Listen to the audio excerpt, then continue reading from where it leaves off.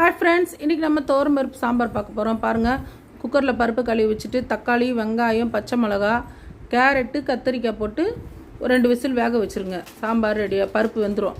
பருப்பு வெந்தவுடனே அதுக்கப்புறம் தாளித்து ஊற்றிக்கலாம். பாருங்கள், பருப்பு எலும்பு போட்டு 2 விசில் மூடி விட்டுறேன்.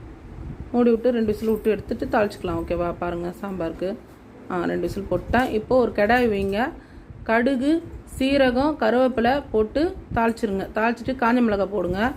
பூண்டு நசுக்கி போட்டு பெருங்காயம் தேவையான அளவு போட்டு தாளித்து பருப்பில் ஊற்றிடுங்க. வேக வச்சு எடுத்துட்டேன்.